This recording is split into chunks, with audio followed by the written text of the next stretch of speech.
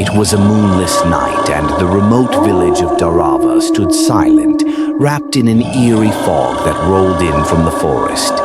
Legend had it that the forest was cursed, and anyone who ventured too deep would never return. But Rohan, a thrill-seeker from the city, dismissed the villagers' warnings as mere superstition. Rohan had heard of the ancient ruins hidden deep within the forest.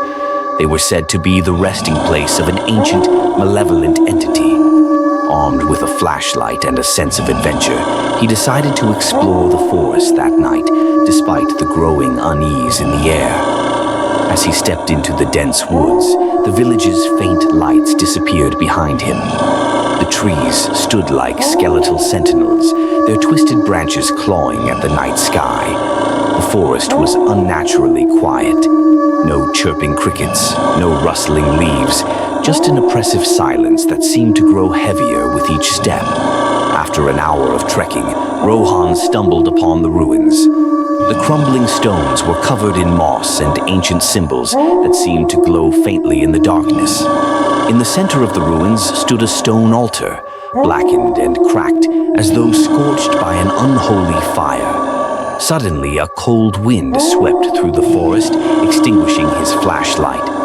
Panicking, Rohan fumbled with the device, but it refused to turn back on. The darkness was suffocating, and he could feel the weight of unseen eyes watching him. Out of the silence came a low, guttural whisper, a sound that seemed to crawl under his skin. "You shouldn't have come," it said, the voice dripping with malice. Rohan's heart pounded as he spun around, trying to locate the source of the voice, but there was no one there. Then he saw it. A figure emerged from the shadows, its form barely human. Its face was a grotesque mask of decay, with hollow eyes that burned with a malevolent red glow. Its skeletal hands stretched toward him, fingers like jagged claws.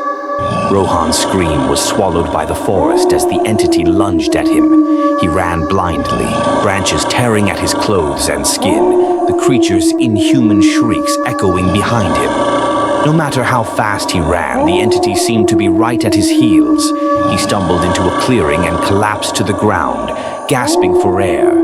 The entity stood at the edge of the clearing, as if bound by some invisible barrier. It stared at him, its eyes promising unspeakable torment, before retreating into the shadows. Rohan barely made it back to the village, his clothes shredded and his face pale with terror. The villagers found him the next morning, muttering incoherently about the ruins and the creature. They shook their heads solemnly, knowing he had seen the thing that should not be seen. Rohan never spoke of that night again, but he left the village, vowing never to return. The ruins remained undisturbed, a silent reminder of the ancient horror that lurked within the forest, waiting for the next soul foolish enough to cross its path.